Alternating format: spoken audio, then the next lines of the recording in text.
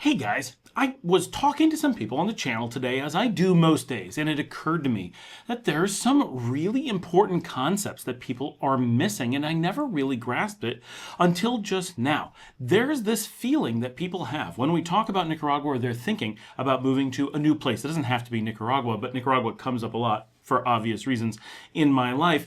And what I've realized is that people often think that what's happening isn't that they're taking advantage of a great opportunity.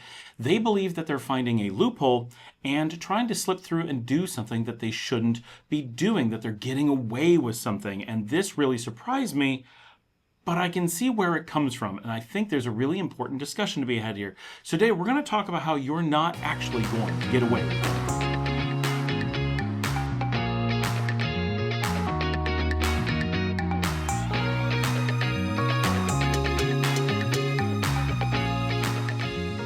Okay, so I want to start with picking on my wife a little bit. So my wife does not like to play open world video games, and this is an interesting problem that she has. She is a rules follower. She thrives by having a framework of rules that give her guidelines as to what she can and can't do. I mean in life, in general. When she plays an open world video game, she has a problem that there's essentially no rules, and this leaves her kind of floundering. If she plays, I'll give an example, Dragon Age, which is a very linear story with RPG elements. She loves it. There's enough structure that she knows what she's supposed to do. She feels guided when she's in an interaction. She feels that there's a thing she's supposed to do, that there is a right and wrong decision, and it allows her to feel comfortable and enjoy the game.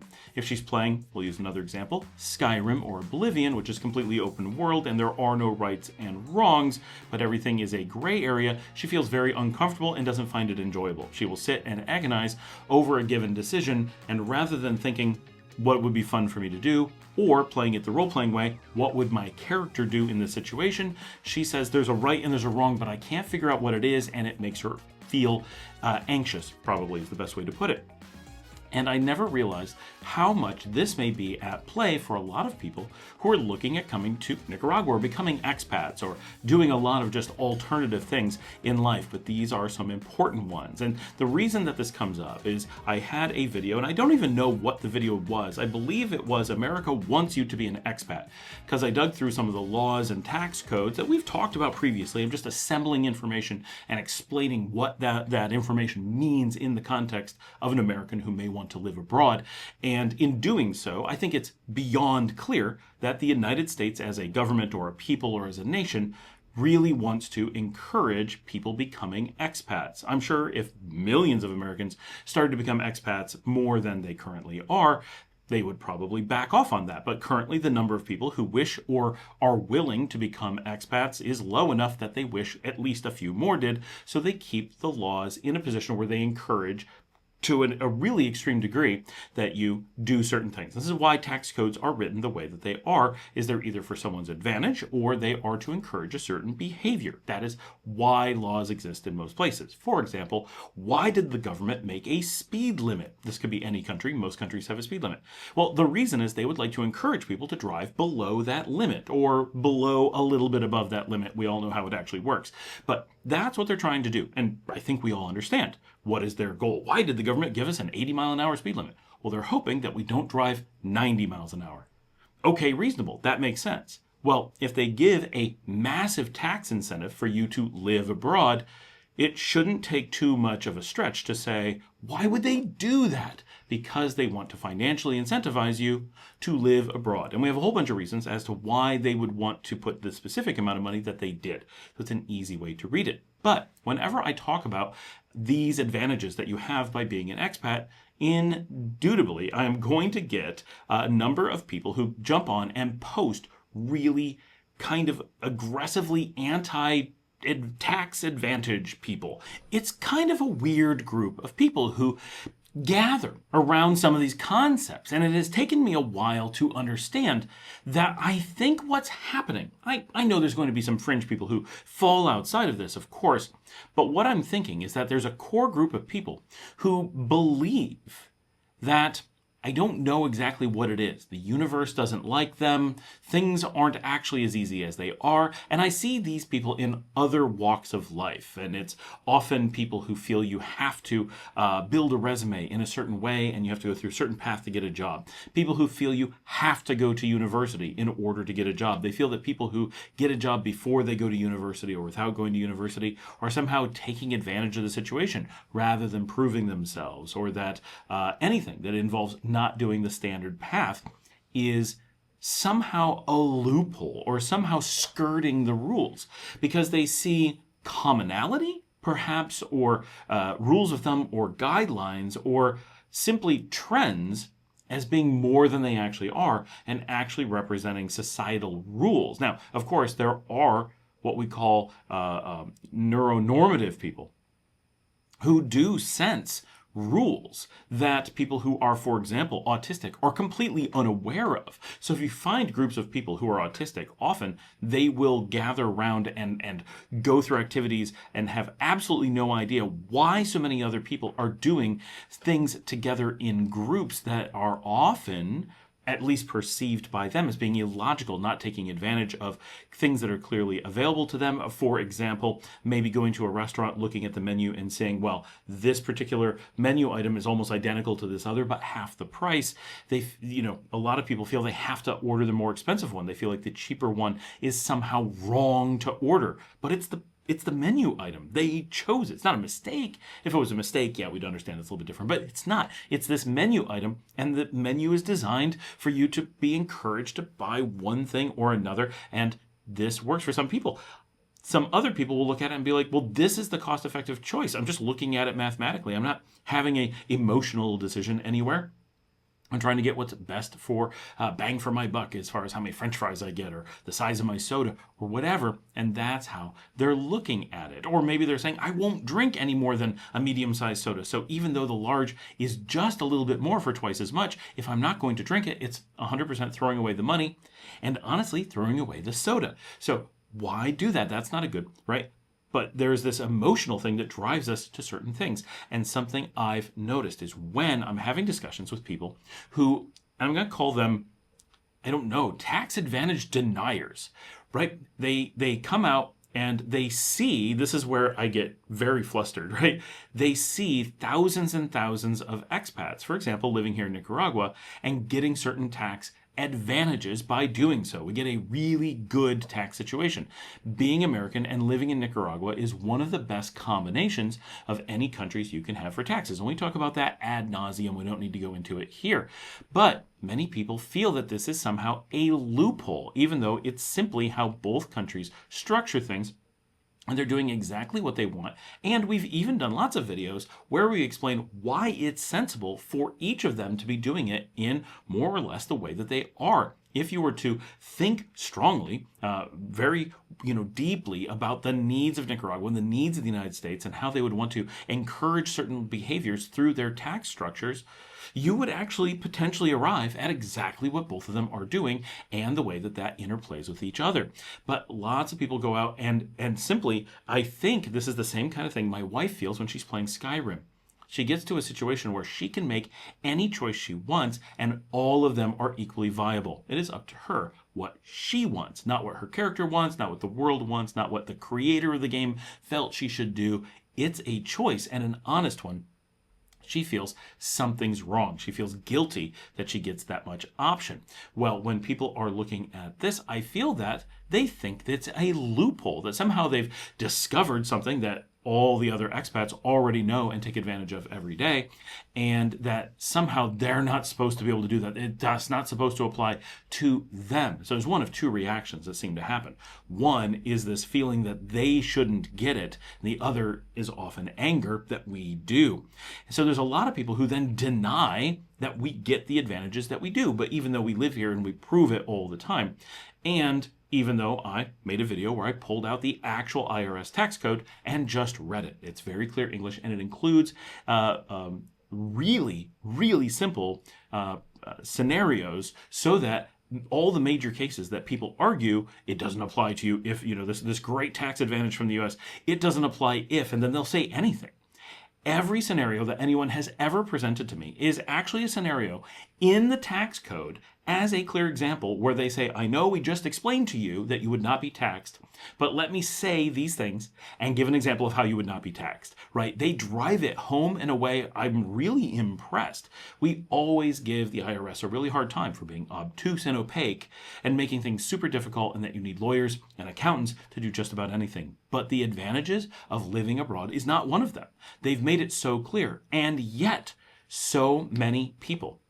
And I don't know if this is people who feel it's a loophole and so want to not have this advantage available to them. I know that sounds crazy, but it is an emotional thing that happens, that they keep going to accountants and lawyers until someone's willing to tell them it won't apply to them.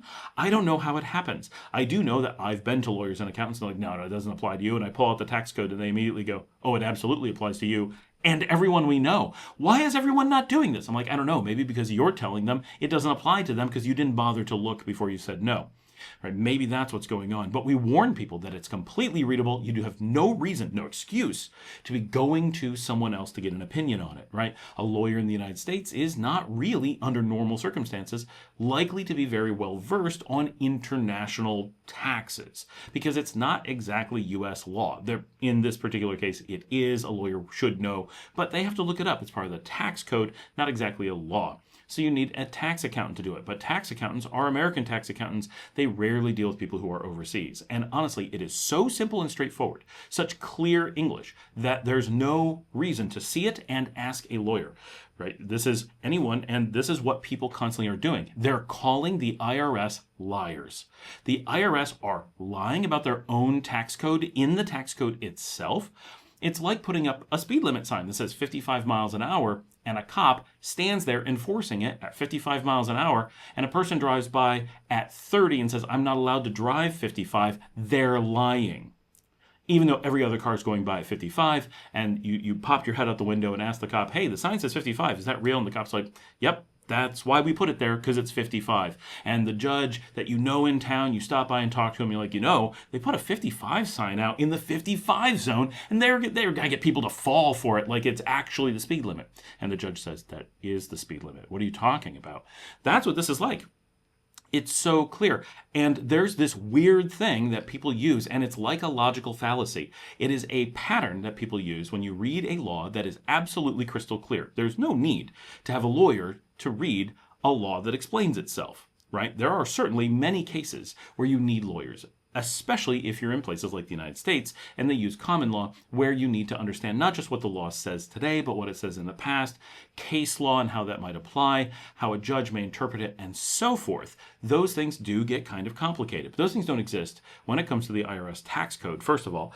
And you don't need a lawyer to tell you what the law is if you have access to the law. What you normally need is a lawyer to get access to the law. But in the case of the tax code, you have access to it. It's public. You also have hundreds of thousands of people who use it every day and reference it and tell you how it works. So you've got plenty of information that it actually does what it says, regardless of how clear it is. It's kind of like Nicaragua just recently passed this law about dual nationality, and everything in it was so clear. There's no excuse for thinking you needed a third party to interpret it. There's nothing to interpret. There was no room for misinterpretation. There were no optional ways to view it. There was nothing you could do. It was absolutely clear what it was. Now, they did get someone to come out and make a statement about it, and they basically said, we did not write a law that lied. It does exactly what the law says. And there's another law that says it has to do that. So there were two laws that people were just saying weren't real, and that the lawmakers had lied about the law they made, which is a statement so weird it's hard to understand what they exactly mean, because by making a law, the law gets made, right? If the IRS makes a tax code that says you don't owe these taxes, it doesn't matter what a lawyer says. It doesn't matter what your accountant says. It doesn't matter if you think the IRS is lying, because the tax code is itself the thing that determines if you pay those taxes, right? So maybe they meant something else and they said this really discreet thing, but that's not the case, right? So I think what's going on in most cases is that people have this feeling that this is so good, it's too good to be true, it's a loophole, which is not at all what it is. And we've done in many videos explained why the number they give you is incredibly well thought out, why it works the way that it does, why that they want to encourage us, all these things. Like, we've dug into all of this to a point where no one could reasonably try to think it's a loophole. I realize that emotionally, when you think it's a loophole, it doesn't matter how much logic there is. But if someone tries to argue with you that it's not meant to do what it's doing, that's not reasonable. It's so well thought out to do exactly the thing that makes sense. And it does, right? Then, so I was just having this conversation with this person, and I've had lots of these, right? People pull out all kinds of laws, places, and things that don't apply, or things they don't understand, and say, well, this thing says this, and this thing says that. And it's like, none of it matters. The IRS has this crystal clear, no gray area, no wiggle room, plain as day, in plain English, with examples, in case you couldn't follow it, material. And if you reference anything else, go see my video on being an ask-hole, right? If you don't like the answer that's right in front of you and you can't dispute, going and asking other people, hoping someone else will say something wrong and that you can claim them as a reference, is kind of what people are doing. I understand, emotionally, to themselves. Who's getting hurt? They're hurting themselves, right? They're not hurting me. It's weird, though, when they come and tell me that the thing I'm doing doesn't exist. Trust me, we've been doing it for years, and we've checked with everyone in every possible way. It's how it works. But you don't have to trust me at all. Just go look at the IRS tax code. In my video on the IRS foreign earned income exemption video, I read the tax code and list every source. You don't have to believe me at all. At all. It's right there. But you certainly can believe my video and the tax code above any lawyer and any accountant. Any lawyer, any accountant that calls the IRS a liar and tells you that the tax code isn't the tax code. Well, you've got problems and you shouldn't be listening to them. And knowing that they did that should instantly tell you they're not actually the law. They're just people who are paid to do a job. Right? And they can make mistakes, and they can lie, and they can have ulterior motives, and they can make money off of you being tricked, and they can tell you what you want to hear because you keep paying them. There's a lot of reasons why they may accidentally or intentionally not tell you the correct law. They may just not know. And in many cases, I think they just don't take the time to look it up because they don't think you actually realize that they're not doing the research that you think you're paying them to do. So I was having this discussion just today with someone who was just swears up and down that he knows, right, that we don't get this tax advantage that's in the tax code. And it's an interesting case because this is pretty consistent. The people who claim you can't are people who haven't tried. And the people who say you can are people who do it every day. Right? And so it's one of those things where if someone can prove that they've done it, it proves that it's real. And no amount of I can't do it means anything. It's like the guy from Paraguay who tried to claim that houses can't be purchased in Nicaragua. Well, for those of us who are here purchasing houses, we can prove that you can purchase houses. And we do so generally without any problem. That he at least claims that he failed to buy a house. We don't know why he failed, probably because he didn't have any money or didn't actually try to buy a house or is just an idiot. Who knows? Right? For some reason, he failed to buy a house. But that does not mean that houses can't be bought and sold. It doesn't mean that they're hard. It doesn't mean that they're expensive. It doesn't mean anything of the sort. Anyone could go to the United States, have no money, not know what they're doing, and fail to buy a house. But no one's going to believe that in America you can't buy houses. But that's the kind of claim that people make. But in these situations, if someone is able to buy a house, it proves that the system does exist. And if someone is unable to buy a house, we don't know why they failed, but it doesn't prove anything other than success is not 100%, which no one expects it to be. So in this case, this is one of those things where if people are doing this, it exists. And any attempt to say otherwise is straight up lying. It just is. Right? Now, it may not be intentional. It's this emotional thing where they're sure we're somehow finding a loophole, and that feels like a loophole isn't really the law. But a loophole is actually the law, but that's irrelevant because it's not a loophole. It is the opposite of a loophole. It's exactly what they want you to do. It's the mainstream thing. But what tipped me off to what was going on, to this emotional place that I think is being met, is he said, to two different people, this is multiple people in the same day. One person said, well, and they're always trying to come up with a reason, or almost always, why they're trying to make it fearful, right? They're trying to make fear, uncertainty, and doubt for other expats, right? But they say it to me, which I know they're hoping other people read it and don't realize how absurd it is to say it to me when obviously I know it's not true. But one of the things they said was, well, if you take advantage of this and you don't have to pay taxes in Nicaragua, you have this double thing and you're definitely high on the list for an audit, which is dumb, right? You're exactly who they wouldn't audit. Why? Because it takes no effort, or if they do audit you, let's be clear, a computer can audit you in a few minutes. All the information necessary to know if the foreign earned income tax credit applies to you is done automatically. It's done through the passport ingress and egress system in the United States. There are some very specific cases where you could somehow finagle the system and end up in space or on a cruise ship that the US doesn't know about and technically violate your tax credits. But it would be in a way that even if they audited you, they probably wouldn't be able to catch. So it may not matter. But as long as you're under normal circumstances, then you're all completely tracked by the banking system to know exactly how much money has moved around, and by the border control system in the United States to know whether or not you were claimed by other countries during the correct amount of time of the year. So a computer may audit you automatically in a couple milliseconds and know that you don't owe any taxes. And the reason that this is important is that no one wants to put in time and money, especially now when the IRS is heavily underfunded, to audit someone that they know automatically has an out. It doesn't matter what they find. It doesn't matter what you declared wrong. At the end of the day, you're not going to end up having owed any money, almost certainly. So you're such a safe bet that you're the wrong person to audit, that emotional feeling, which is exactly what it is. Either he was very scared. I feel like I'm getting through a loophole. They're going to find out. No, that is the opposite of what's happening.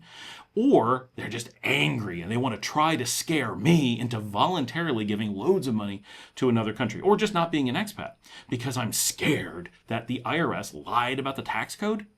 Crazy, but this is how emotions make us react. Right. So, but this other person, so that was one person, and then another person said, but I'm looking it up. How is Nicaragua able to get away without charging you taxes? They're not listed as a tax haven. There's a lot that goes wrong here, but this tipped me off to a mental place and how far off he was. There's a number of things here. So one, Nicaragua absolutely does have taxes, and they're not that low. It's that activities that we as expats are allowed to partake in the country are untaxed activities. They're just not activities that can generate income tax. We pay sales tax all the time. We pay property tax all the time. We do pay taxes. But when we talk about income tax, that's what we're talking about here, right? Things that the IRS or INS here in Nicaragua would collect. We're not allowed to, under normal circumstances, be involved in INS taxable activities in Nicaragua. We are allowed to be involved in corporate tax activities. Now, this is another thing. Many people, especially when they're moving abroad, start dealing with taxes in a way they've never done before. They start getting involved with businesses that they've never done before. They start doing things internationally, which of course they've never done before, and mixing those things together. And quite often they start reading things online that are meant for foreign investors who are doing complex things and confuse it with their income tax. And so there's a lot of times that you're having a conversation about one thing and someone, I'm sure quite innocently, mixes it up with something completely unrelated. And that's what happened here, I'm sure, because I know this person and I'm sure it was accidental. But it also is something that I've seen people use as a targeted attack. Now, I assume that this person had been attacked by other people who lied to them about taxes, used some of these tricks to merge some of these things together, pointed them to crooked accountants and lawyers who were willing to tell them whatever the other person wanted them to hear. Why someone is going to such lengths to try to screw someone out of their tax money and to scare them from being an expat, I do not understand, but it really happens every day. But what he said was, I don't find that Nicaragua is a tax haven. How do you get away with low taxes? So I want to read the definition of tax haven so everyone understands, right? We're talking about income tax, your personal income tax. You do not get taxed in Nicaragua. There are these fringe cases where you become a permanent resident and you are allowed to get a job. And if you do take a job, which is basically none of you, and you do get paid, which makes no sense, but if you did those things, you would have to pay taxes on that. Yes, that is true. Someone else pointed out a year ago, well, if you're there for 6 months, it becomes you become a tax resident automatically. It has nothing, you just 180 days, boom, you're a tax resident. Now you have to pay taxes. Yes, you do. On nothing. because you can't do an activity that generates those kinds of taxes. So it doesn't matter that you're tax resident or not tax resident. You can't pay taxes because you're not allowed to do any activity that generates those taxes. So it's a moot point. It refers to other things. So people mix these things up, trying to either create a barrier for them so they feel, can't come here. I really don't understand why people go through so much effort to lie to themselves. Because obviously they can't lie to me. I'm here. I know that it works. So the more that they get aggressive about it, the more sure they are that what I know is fact beyond a shadow of a doubt, that cannot possibly be a mistake, the more that they argue about it, they should know that they look crazy. Because clearly I know something that is a definitive truth, and they're trying to come up with a theoretical with no foundation to disprove something that's already proven, right? That's a weird thing for people to do, but you can see they're trying to create fear and uncertainty and doubt. But he said, I didn't know that, I don't see Nicaragua listed as a tax haven. A tax haven is a term often used pejoratively to describe a place with very low tax rate for non-domiciled investors, even if the official rates may be higher. So let's be real clear. So when we're talking about your income tax in Nicaragua, is Nicaragua a place with very low tax rates? No. Are we talking about non-domiciled people? No. Are we talking about investors? No. So the three tests for tax haven, not one of them applies to Nicaragua, nor the situation we're discussing. So this must be a complete misunderstanding of tax haven, or most likely, when dealing with personal taxes, most people who are working internationally, working with taxes internationally, are doing so for business, not personal. So if you just start going on the internet, especially if you were to go on like ChatGPT or something, of course it's going to give you gibberish. I sure hope everyone understands. So going to ChatGPT or Grok or anything like that is definitely going to give you completely garbage advice as far as your taxes. That should go without saying. No one needs that explained, right, in this day and age. We all are adults and know that the results from there are not in any way meaningful, right? Right? You never crossed your mind that you could do that, I hope, because you cannot. I have not tried it, but I know the answers will be gibberish. And this is the kind of thing that would happen, mixing lots of people talking about corporate taxes and tax havens and all this kind of complex stuff that doesn't apply to normal people, and confusing it with, do you personally pay taxes? Because that's the thing we're talking about. And for normal expats, that's the only thing that they're dealing with. And it's the only thing that happens internationally. One of the reasons that these activities are different for businesses, that businesses happen in a place differently than the way that people happen in a place. So let me read on a little bit about tax havens, because this is worthwhile. In some older definitions, a tax haven also offers financial secrecy. This is famously places like Switzerland and all the British holdings around the world. However, while countries with high levels of secrecy, but also high rates of taxation, most notably the United States and Germany in the Financial Secrecy Index rankings, can be featured in some tax haven lists, they are often omitted from lists for political reasons or through lack of knowledge of subject matter knowledge. Basically, the United States and Germany do not appear on all tax haven lists because some people are corrupt and other people are idiots. That is literally what the Wikipedia article just said. So the place we're talking about coming from the United States is a tax haven, and I do work in corporate taxes, and I am aware that the United States is world famous as being a tax haven. It is one of the tax haven places. Nicaragua does not meet any of the requirements for tax havens, even when we're talking corporate, which we're not. But if we were, Nicaragua has a high rate, has absolutely no benefits for people who are non-domiciled. You're allowed to be a non-domiciled investor, but you have to pay the same corporate taxes as a domiciled tax investor, and there is no low tax system, nothing different than the main system, and there is no financial secrecy. Everything is completely transparent. So Nicaragua is the anti-tax haven from that perspective, and nobody comes here to do those things. They come here to live because you are not charged on your foreign income. Right, so if you're getting income from the United States, Nicaragua doesn't charge you. The United States doesn't charge you up to a very high number for a lot of reasons I've explained in a lot of other videos, and it doesn't really matter why, it just matters that they do it, and that's what's in the IRS tax code.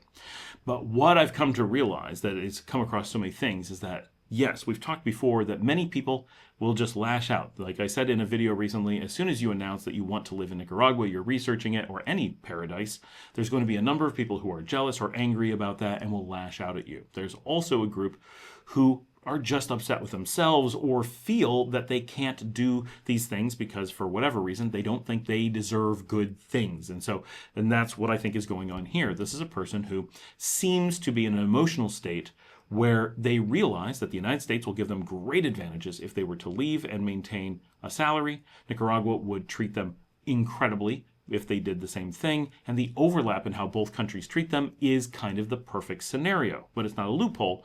Both countries are intentionally doing exactly the right thing for their country and their people, and it totally makes sense. And you are not taking advantage of a loophole. You are looking at which scenarios around the world make the most sense. We already know that some make no sense, right? People point out all the time, if you're going to take a high salary job in another country, like you're going to go work somewhere in Europe, get a really high salary, but that place has no tax treaty with the US, you could end up in a situation where you're paying both US and European taxes at the same time, double taxed. That is also something that could happen. And we're not denying that that is a possibility. That is absolutely a possibility. That's why you do your research. But we know to avoid those situations, or many of us do, right? If you're going to be a worker somewhere, you don't want to end up in a situation where you've double taxed yourself. This double taxation thing, however, only applies to your salary. It doesn't apply to business taxes. Business taxes don't work that way. And so you have this weird situation, or at least very extremely rare. It's normal business taxes can't work that way. So, in one hand, when they're looking at the negative, they're able to associate it with their income very easily. But when they're looking at the positive, it gets blended with business and stuff. In every different aspect, there's always a misinformation, which I'm sure is coming from people who've put together a campaign to make you scared and confused, when in reality it's super clear. Right? Under no normal circumstance is Nicaragua going to charge you anything for your income tax because you can't work here, and they only charge tax on people who work here.